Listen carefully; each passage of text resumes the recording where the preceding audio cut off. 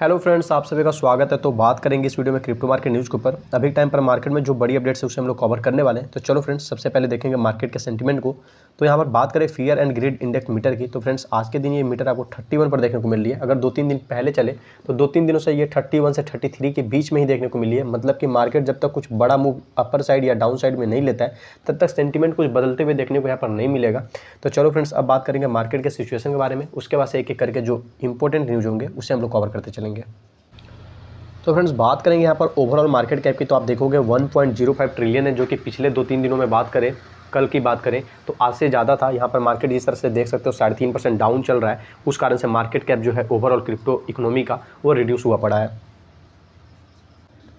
तो फ्रेंड्स बात करेंगे सबसे पहले वाले न्यूज़ के ऊपर में। तो यहाँ पर देखो, जो सेंट्रल बैंक है आपको उरुग्वे का, उसने एक समन्स इशू किया है। समन्स का मतलब आप समझ सकते हो कि नोटिस के तौर पे। किसको? तो बाइनेंस को। अब due to its saving focused crypto currency products, अब इनको ये नोटिस क्यों दिया गया है? तो इनकी जो saving focused crypto currency products हैं, इस कारण से इनको ये नोटिस मिला है। अब थोड़ा सा आएंगे डिटेल्स में, सारी चीज़ें यहाँ पर क्लियर हो जाएंगी। तो फ्रेंड्स यहाँ पर देखो, जो आपको सेंट्रल बैंक है उरुग्वे का, इसने इशू किया है नोटिस बाइनेंस को। अब बात करें बाइनेंस के बारे में तो आपको पता है, वर्ल्ड वाइड अगर बात करें तो ये एक बिगेस्ट एक्सचेंज है वॉल्यूम के अकॉर्डिंग में। और इनकी जो series of crypto based saving products जो कि ये उन्हीं के कंट्री में उरुग्वे में जो ऑफर कर रहे हैं, उस कारण से ही इनको जो नोटिस है वो वहाँ के सेंट्रल बैंक के द्वारा इशू की गई है। अब यहाँ पे बोला जा रहा है कि दिस सेविंग प्रोडक्ट्स, ये जो सेविंग प्रोडक्ट्स हैं जो कि बाइनेंस ऑफर कर रहा है बैंक के अनुसार, ये क्या हो सकता है? तो can only be made through जो वेरीफाइड बैंकिंग इंस्टीट्यूशंस है वहाँ के, उनके द्वारा ये किया जा सकता है। या फिर जो कंपनीज जो कि इशू करती हैं इक्विटी को वहाँ के स्टॉक मार्केट में, वहाँ की जो नेशनल स्टॉक मार्केट है, उनके द्वारा ये इशू किया जा सकता है। मतलब जो भी क्रिप्टो बेस्ड प्रोडक्ट वगैरह जो इस तरह से ये ऑफर कर रहे हैं। अब यहाँ पे कहना है कि जो उरुग्वे है उसके पास फिलहाल कोई भी क्रिप्टो करेंसी से रिलेटेड रेगुलेशन नहीं है, इस कारण से उन्होंने ये नोटिस डाला है। तो चलो फ्रेंड्स, अब नीचे आओ तो यही सारी चीज़ें आपको एक्सप्लेनेशन में देखने को मिलेगी। बढ़ते हैं अगले न्यूज़ के लिए। तो फ्रेंड्स यहाँ पे बोला जा रहा है कि जो केन्यन सेंट्रल बैंक है उन्होंने ऑर्डर दिया है फाइनेंशियल इंस्टीट्यूशंस को कि वो स्टॉप करे डील करना 2 नाइजीरियन फिनटेक्स के साथ में। तो यहाँ पे केन्यन सेंट्रल बैंक ने ऐसा ऑर्डर दिया है। तो चलो फटाफट से अब नीचे आते हैं और जो भी डिटेल्स दी गई उसे कवर करते हैं। तो देखो, बोला जा रहा है कि एक लेटर की बात करें जो कि एड्रेस किया गया था किसको? तो जो सीईओ हैं, जो भी फाइनेंशियल इंस्टीट्यूशंस हैं उसके जो सीईओ हैं, उन सभी को एड्रेस जो है, मतलब सॉरी, एक लेटर जो है वो एड्रेस किया गया था। किसके तरफ से? तो सेंट्रल बैंक के तरफ से, केन्या के। और यहाँ पे कहा गया फाइनेंशियल इंस्टीट्यूशंस को जो कि उनके कंट्री में ऑपरेट करती हैं कि must cease and desist from dealing with 2 Nigerian fintechs. तो उनको कहा गया, जो भी उनके कंट्री में जो है ऑपरेट करती हैं, कि आप क्या करें, तो 2 नाइजीरियन जो फिनटेक्स हैं उनके साथ डील करना एकदम अवश्य, मतलब आपको प्रतिबंध, मतलब रोक देना है, आपको नहीं करना है। अब उन दोनों का यहाँ पे नाम दिया गया, आप देख सकते हो, फ्लटरवेव और चीपर कैश। ये ही दोनों नाइजीरियन फिनटेक्स है जिनके साथ इनको ये डील नहीं करनी है। तो फ्रेंड्स यही सारी चीज़ें हैं। अब यहाँ पे आगे थोड़ा सा आ जाएँ तो यहाँ पर जो एसेट रिकवरी एजेंसी है उनका ऐसा कहना है कि ये जो 2 कंपनी है are not license to operate in Kenya.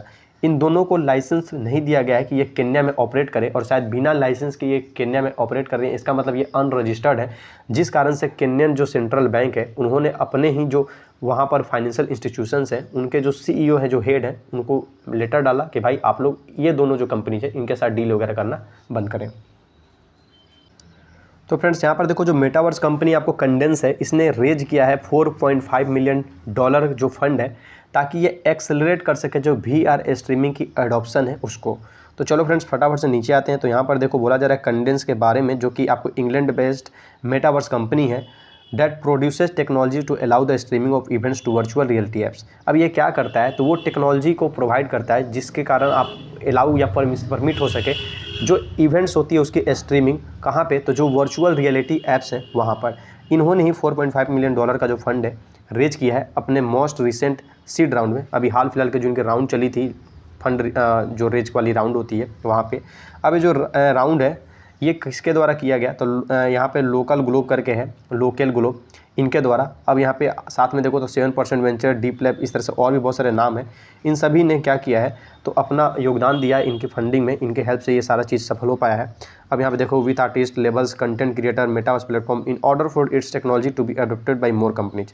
अब यहाँ पे बोला जा रहा है कि इनकी जो रिलेशनशिप है, जो कंडेंस की फंडिंग वगैरह है, जैसा कि नीचे मैंने सारा टर्म बताया, बहुत सारी चीज़ें बताई, इनके साथ चल रहा है और इनकी प्लानिंग है और भी ज़्यादा जो कंपनी है उनके साथ ये जुड़े और भी ज़्यादा इनकी जो एडॉप्शन है अलग अलग सेक्टर में वो बढ़े। तो फ्रेंड्स अगेन से आपको यहाँ पे सेंट्रल बैंक देखने को मिल रहा है। लगभग ये तीसरा न्यूज़ है अभी इस वीडियो में, लगातार अलग अलग सेंट्रल बैंक अलग अलग कंट्री के मिलते हुए।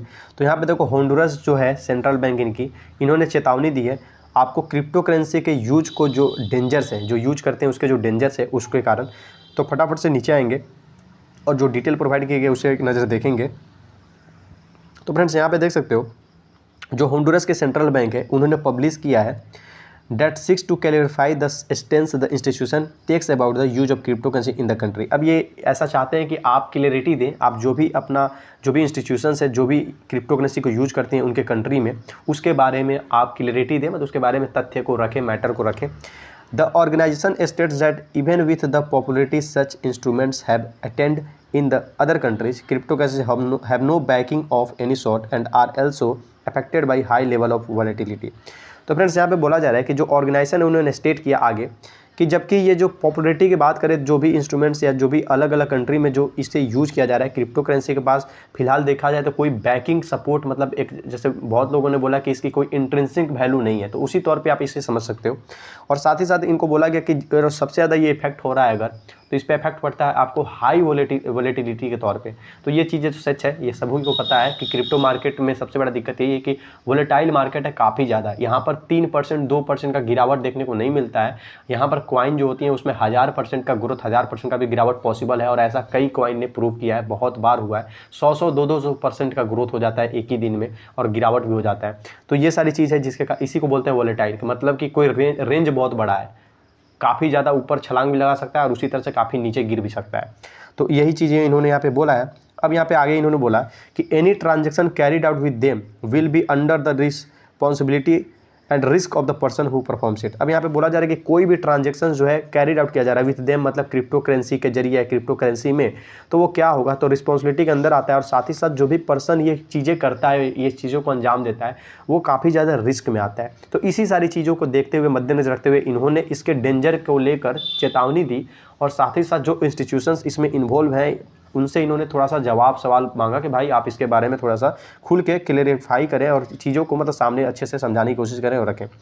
अब फ्रेंड्स यहाँ पे आप देख सकते हो बोला जा रहा है कि स्टेटमेंट है यहाँ पे एक, crypto assets do not have support, कि क्रिप्टो एसेट जो है मतलब क्रिप्टो करेंसी के जो एसेट्स हैं उनके पास कोई सपोर्ट नहीं है। So they are not regulated nor is their use guaranteed. अब यहाँ बोला जा रहा है इसलिए ये रेगुलेटेड भी नहीं है और ना ही इसका यूज करने का कोई गारंटी है। They do not enjoy the protecting guaranteed by national laws, और ये वहाँ के नेशनल लॉज मतलब होंडुरस के बोला जा रहा है कि हमारे यहाँ पे जो नेशनल लॉज है इसीलिए यहाँ के जो नेशनल लॉज है इसके द्वारा इसको कोई प्रोटेक्शन की ग्रांट नहीं दिया गया है। जैसे हमारे जो बैंकिंग इंस्टीट्यूशंस है, जो बैंक है, RBI के द्वारा हम जो बैंक के कस्टमर्स होते हैं, अगर कुछ बैंक में फ्यूचर में कभी कुछ हो जाता है तो उसकी कुछ पॉलिसीज होती है, तो उसी तौर पे इन्होंने कुछ बोला कि जो हमारे नेशनल लॉ है वो इसको प्रोटेक्शन की ग्रांट नहीं देती है। तो चलो फ्रेंड्स, बात मिला जुला के यही है कि इनको ये खतरा लगता है और अपने इंस्टीट्यूशन से ये जवाब मांग रहे हैं, उनसे इस पर स्पष्टीकरण चाहते हैं और साथ ही साथ इनको जो इसके बारे में लगता है उन्होंने यहाँ पर बता दिया है। तो आपको अब क्या करना है, इस वीडियो को लाइक करना है अगर आपको अच्छा लगा हो तो। और फ्रेंड्स, अगर चैनल पर नए हो और अगर आप क्रिप्टो से related news time to time चाहते हो कि आपको सारी चीज़ पता रहे, अप टू डेट रहो, तो सब्सक्राइब जरूर कर लो। मिलते हैं अपने नेक्स्ट वीडियो में।